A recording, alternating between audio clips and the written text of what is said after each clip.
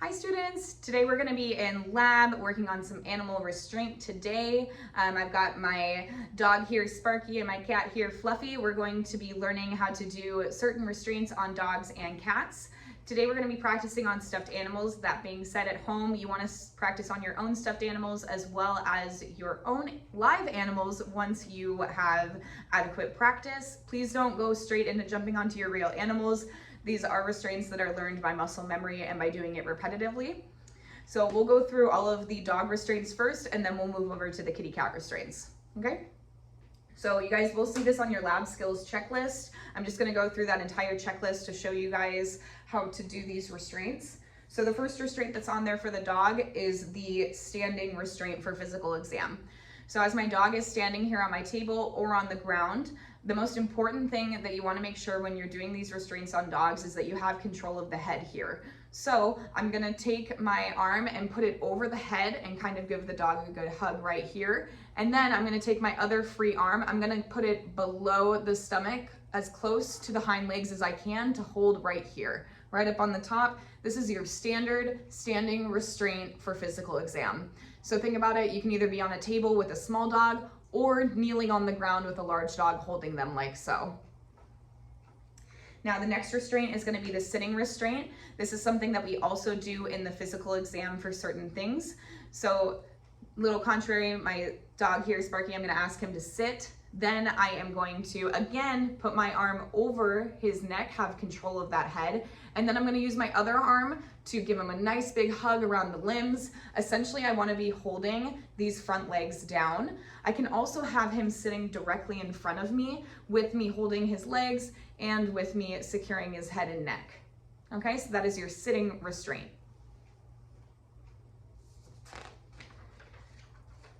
Now moving to the next page, we're going to talk about our cephalic venipuncture restraint.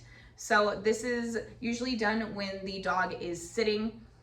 And the most important part is you are going to have, yes, your arm over controlling the head, but you're holding off this vein so that we can place an IV catheter in the leg so that we can have vein access, or we might be administering medications into this front leg.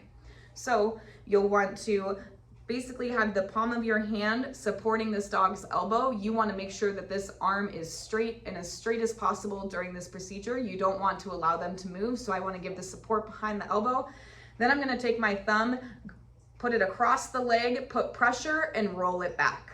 So what I'm doing is I'm giving that cephalic vein, I'm rolling the vein, and I'm holding off pressure. It's going to make it so that the vein is taut and that the technician can adequately place their IV catheter or do their blood draw, whatever they might need to do. Now, if they're administering a medication or placing their IV catheter, as soon as they've hit the vein and they're in the vein, you'll want to slowly lift your thumb up because they don't need that blood pressure anymore, especially if they're giving a medication. You need to release the vein so that the medication can flow through to the patient. This can be done on either side as well. I would just do same thing, holding the neck, putting my hand behind the elbow, putting my thumb over and rolling that vein. This can be done with a larger dog sitting on the ground as well. You would kind of be on either side of the dog doing this.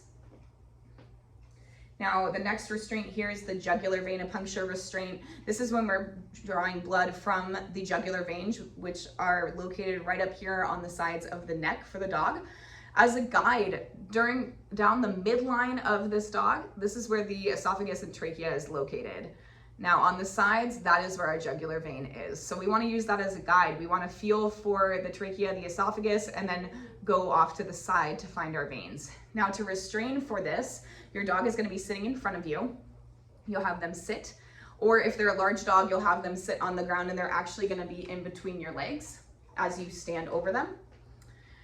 They're going to be in front of you. You will then take both of your hands and put them on top of the head. So you'll want your thumbs to kind of go over and above where the ears are.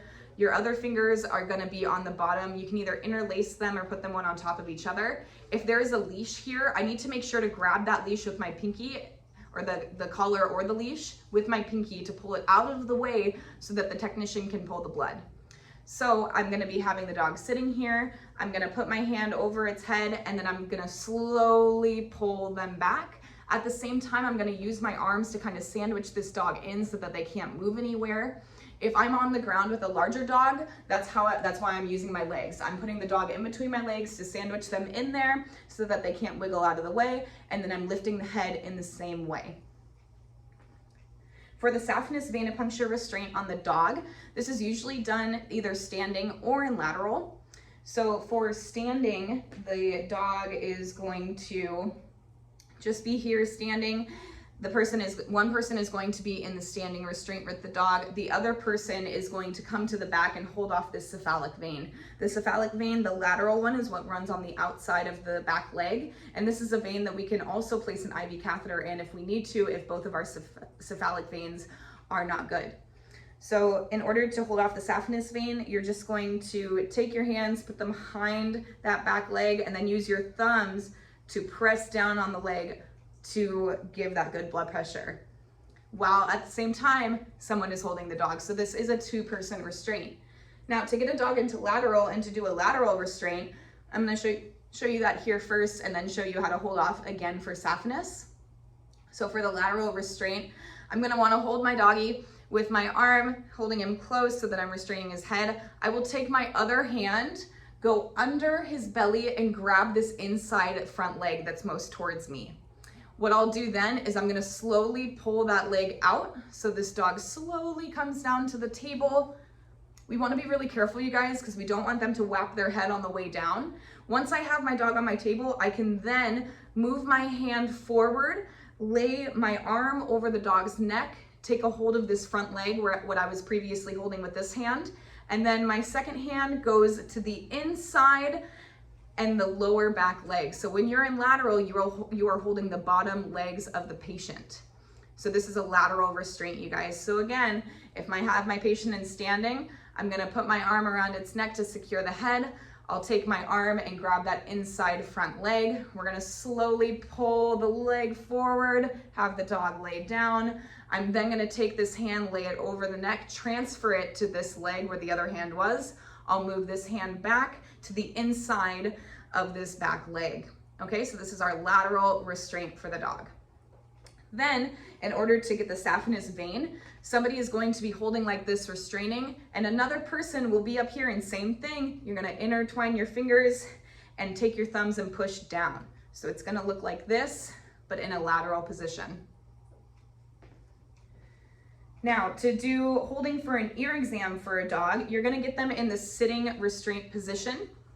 You're going to hold around their neck, like so that you can secure their head. And then you will take your other free hand, instead of holding the legs like you did for the sitting restraint, you'll actually grab on top of their muzzle and move towards your hand. So this will give the doctor access to the ears, the eyes, and then also you're immobilizing the patient's mouth. You're not trying to squeeze really hard. You're really just trying to, one, move and have control of the head. Now, if I need to look at the other side, I'm going to then switch the hand that's holding my dog's neck, use the other hand to go on top of the muzzle, and stretch the dog's head the other way. Okay. Now, to put on a muzzle for a dog, some dogs are going to be unhappy, or a lot of them are really just scared, you guys. When they're in a new hospital environment, there's a lot of different noises, smells, and we're also new strangers to them. So a lot of dogs will be afraid, and some of them unfortunately will lash out and try to bite. So we do need to know how to muzzle these dogs and our patients. So this right here is a nylon muzzle. I've already fitted this to this dog. You'll get the hang of it the more you work with dogs and muzzles and which size they need to have. It's important to get the snuggest muzzle as possible on your patient. So if I have this muzzle, ideally, this dog is gonna be on the ground because he's more than likely not gonna be on the table. He's gonna be trying to bite me before we even get to that point. So he's gonna be on the ground, another person's gonna have him on a leash, and I'm gonna be the technician that walks up to put the muzzle on the dog. So what I wanna do is I wanna hide this muzzle from the dog, and I'm gonna walk in from behind. So I'm gonna walk in from behind, Sparky cannot see me. I'm gonna get my muzzle ready. I usually hold at the 2 tabs. And then as I walk around, I'm going to swoop it over his nose, make sure it's good and fitting, and then I will clip it here on the side. So now he's got a nice muzzle on, he's not gonna bite. This is comfortable, it does not cause pain. So again, I'll do that one more time. I have my muzzle here. someone else is holding this dog on a leash, I am going to hide it behind myself. I don't want this dog seeing me or the muzzle. Then as soon as I get to behind the dog, I'm gonna reveal it. I'm gonna hold the 2 tabs and I'm gonna come up and around the dog to where he can't see me. I'm gonna swoop it over and onto his nose, make sure that it's fitting, and then I'm gonna clip it to the side over here. Okay, that's how you're gonna put your muzzle on your dog. Now, we also might be using what's called a gauze muzzle. It's very rare instances when we're actually going to be using a gauze muzzle, but we still may do so. Now, to place a gauze muzzle on my patient, I'm going to have a pretty good sized piece of brown or white gauze. This is commonly used for x-rays, you guys. If we have to do x-rays of the head and mouth, we might tie them closed with gauze because it just doesn't show on the x-ray machine and on our images. So same thing, you guys. I don't want this dog to see me coming. I want to come back over here. Somebody else is already holding the dog. I'm gonna walk around. I'm gonna get my gauze ready in my hands. I'm gonna lift it up and around the dog, down starting at the chin first. I'm then gonna wrap it up and around. I'm gonna crisscross over, do it again, switch crisscross again, and then I'll tie it right here in the back. So it looks just like so, like another muzzle, but just with the gauze. So again, I'll do that one more time. So as I'm walking up behind my patient, I'm making sure that he can't see me. I have my gauze ready. I'm gonna loop that up and over. You're gonna start down at the downward side of the jaw, loop up, crisscross over one more time, and then loop it around the back side of their neck and tie it there. Okay, so your dog will look nice like this. And that's gonna be it for what we're going over on dog restraints for today. Okay, you guys? Now for the kitty cats, it's a little bit different. We will be doing our restraints in a different manner than how we restrain the dogs. For the cats, we will be using scruff. Now, it is important to note that it is not cruel to use a scruff. It's actually one of the best methods of restraint for a cat. It actually releases endorphins, and it helps the kitty cat remember when their mom carried them like so when they were kittens. So sometimes it's actually got a very good calming and sedating effect for cats. That being said, there are other cats who might have been orphaned or bottle fed that don't have that same reaction, who might react extremely poorly from being scruffed. So I will show you how to make a scruff on your own as well, because sometimes you won't be able to physically grab a scruff, but that doesn't mean that you can't make your own with a towel. So to scruff this cat, I'm gonna wanna make sure to use my strongest hand if I can, which for me is my left hand. I'm gonna grab the cat and I wanna get a full hand of scruff. I don't wanna do a little pinch. I really wanna scruff this cat. I wanna have a full grip of scruff. The reason being because think about it on yourself. If you pinch your skin, that hurts, right? If you just have a little grip, that pinches the skin. Versus if you have a whole grip of your arm, that doesn't hurt. So same analogy with the cat, you wanna really have that full grip. Now, if the kitty cat will not let you scruff them, you can use a towel to make your own scruff. What you'll do is you're gonna take this towel and loop it around. You'll want it to go under their chin, like so, around their neck, and then it's going to meet again. You'll put the 2 ends together and you can use that as your towel scruff. So you'll place this towel underneath the chin, around the neck, and when the 2 ends meet in the back, you'll use that, grab that as your towel scruff. So I'm not holding that cat's scruff at all, I'm only holding the towel. Now the next procedure we're gonna do is stretching the cat. You're gonna stretch this cat for a multitude of reasons, but mostly because we're getting a urine sample via cystocentesis. That means that we're going to be sticking a needle right directly into the bladder to get a sterile sample. So your job as an assistant is to hold this cat. So you can either scruff or use your towel scruff depending on the temperament of your kitty cat. You're gonna get them into lateral, which is essentially just kind of rolling them over. I'm just gonna roll them over. And then I need to stretch these back legs back because our bladder is located right here on the side. They're gonna poke from up top. So I am going to take my other hand and intertwine my fingers to these back legs. So I'm gonna hold it like so. And then I'm gonna stretch these legs back while the cat's in lateral, so then the technician can come and get their sterile sample, poke and get their sample. The next restraint that I'm gonna do is the cephalic venipuncture restraint. Now that's to place an IV catheter in a cat. Otherwise, we are usually never touching the cephalic veins. Cats are extremely sensitive on their front legs, and they also have a higher risk of biting you.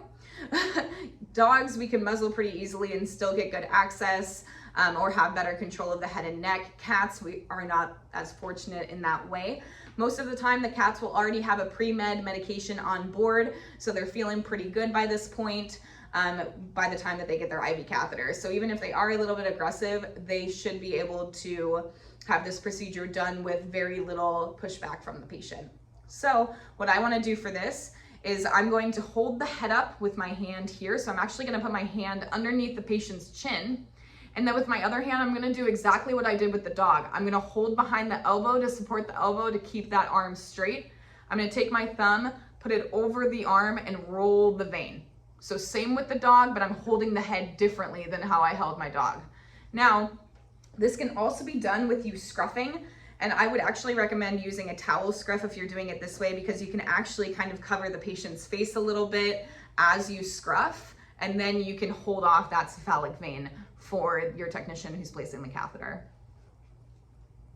Now for the jugular venipuncture restraint for a cat, you're actually going to have them in lateral. A lot of their restraints, they're going to be laying down and in lateral. That's just where cats are more comfortable, and it's also easier for us to restrain them. Cats are very agile. They can jump all over the place, and they are a lot stronger than you think. So having them in that lateral position is just more secure, and it's safer for us.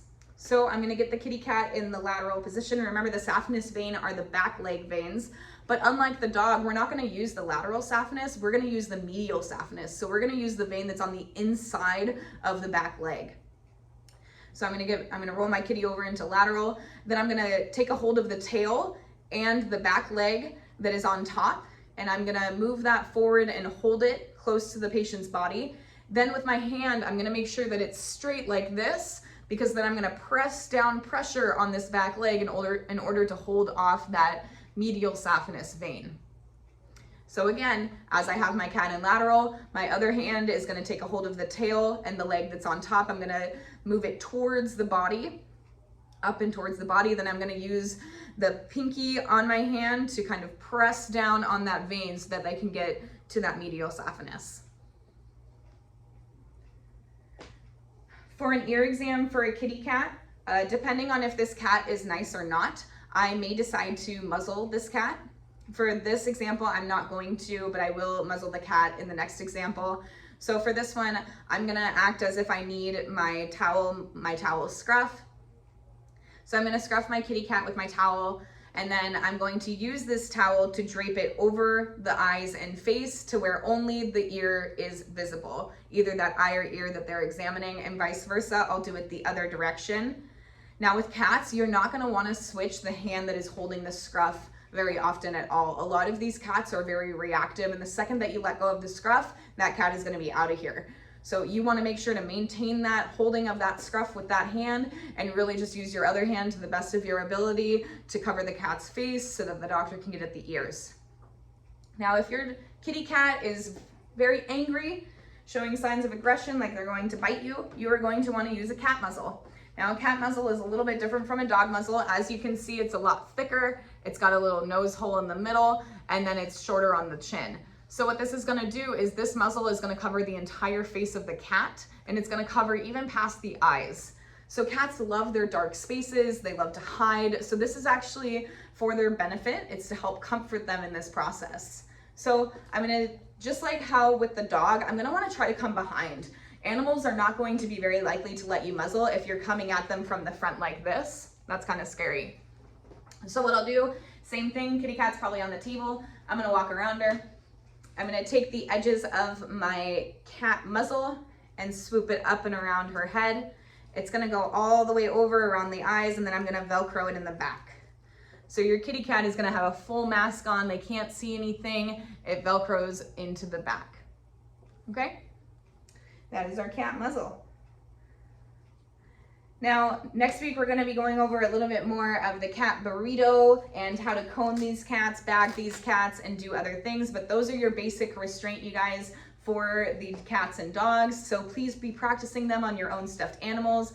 And once you've mastered these skills, you can go forward and practice them on your own animals. You will be restraining every single day as an assistant in a multitude of different reasons and varieties and ways. One thing to note as well is some hospitals might have different ways that they restrain or do things. Be open to new ideas. There's not only one way to do things in the veterinary field, there's probably about 20. So that being said, have a good rest of your week, practice your restraint skills, and I'll see you guys at your next lab.